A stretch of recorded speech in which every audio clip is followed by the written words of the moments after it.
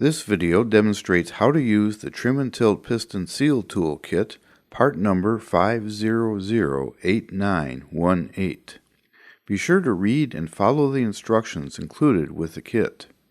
Refer to the instructions to correctly identify the trim and tilt assembly you are working on and order service parts. Follow the procedure in the correct service manual to remove the trim and tilt assembly. Place the assembly in a holding fixture. Be sure the rod is fully extended. Remove the fill plug. Drain the trim and tilt fluid.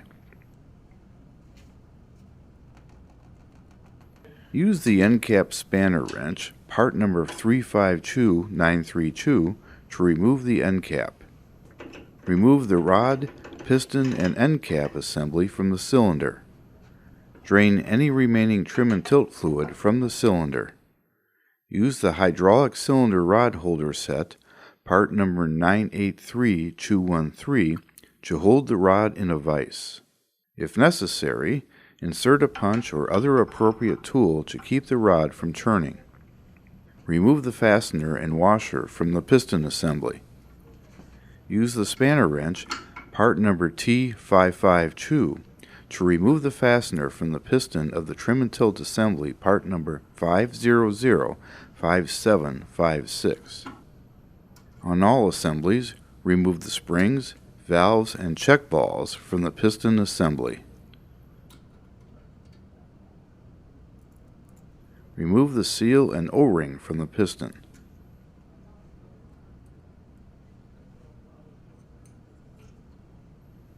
Remove the piston from the rod. Remove the check balls if you couldn't remove them earlier. Be sure not to lose them. If the piston has an O-ring, remove it.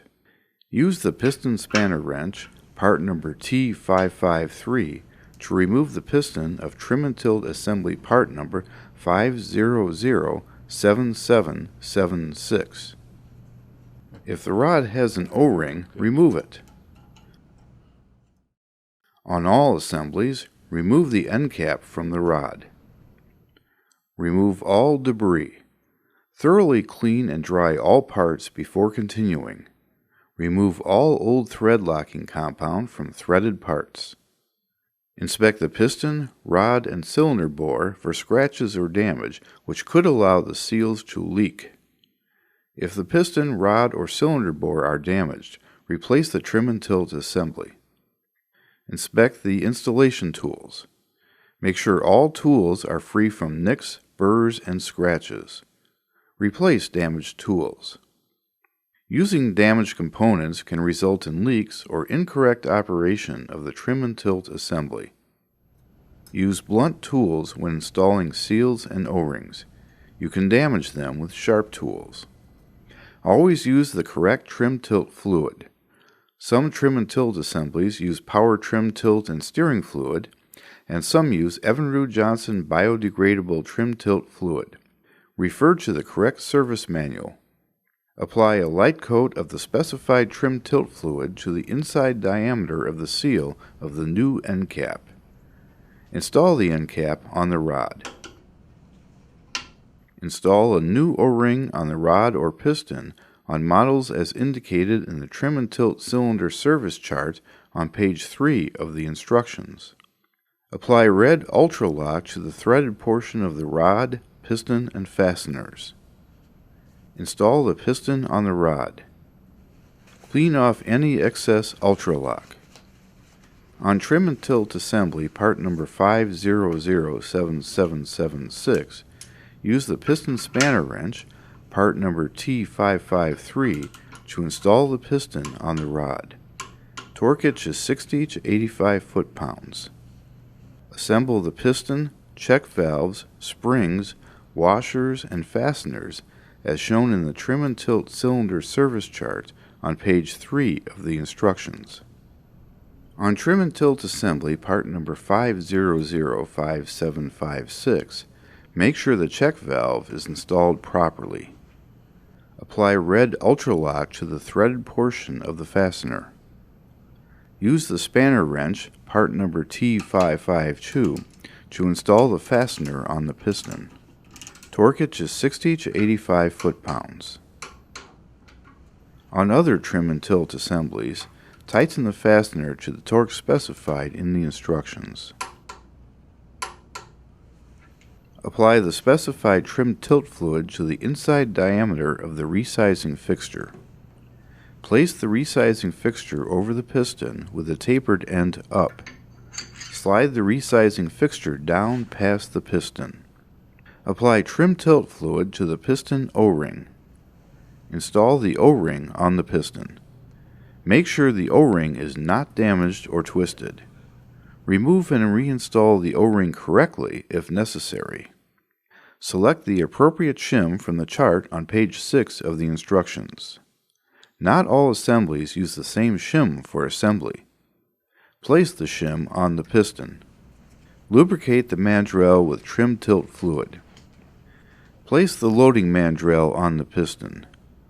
Make sure the edge of the mandrel is flush with the top edge of the seal groove in the piston. If the edge of the mandrel is not flush, the wrong shim was selected. Check shim selection and reinstall the mandrel. Use a piece of wire to suspend the seal in a cup of hot water. Warm the seal for about 1 minute. Remove the seal from the water and shake off the excess water. Place the seal on the loading mandrel. Position one hand even with the bottom of the seal groove to prevent the seal from sliding past the groove. This could damage the seal. Slowly move the seal pusher down the mandrel. Slide the seal into the groove of the piston. Remove the pusher tool and loading mandrel. Remove the shim. Lift the resizing fixture up over the piston. Lift the resizing fixture over the seal while observing the seal. Use a blunt-edged tool to hold the seal in position if any portion of the seal moves out of the groove. Continue lifting the resizing fixture until the bottom of the fixture is flush with the piston. Leave the resizing fixture in place for at least 5 minutes. Remove the resizing fixture from the piston. Inspect the seal. Make sure it was not damaged during installation. Remove the cylinder rod assembly from the holder. Lubricate the piston assembly with the specified trim tilt fluid. Reinstall the fill plug. Lubricate the top of the cylinder bore with trim tilt fluid. Place the piston into the cylinder. Carefully push the rod and piston assembly into the cylinder until the end cap just clears the cylinder top. Slide the end cap assembly to the eyelet of the rod.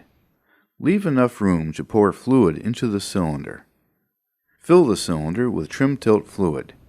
If you don't fill the cylinder, it could be difficult to purge air from the trim and tilt assembly. Install the end cap. Use the end cap spanner wrench, part number 352932, to tighten the end cap to 60 to 85 foot-pounds. Always insert the torque wrench 90 degrees from the spanner wrench to ensure an accurate torque. Raise the trim and tilt assembly to the full up position. Remove the fill plug and check the fluid level. Fill it until fluid runs out of the fill hole of the manifold. Cycle the trim and tilt assembly up and down several times. Recheck the level and repeat the procedure until it's full. Refer to the correct service manual to install the trim and tilt assembly. This concludes the procedure.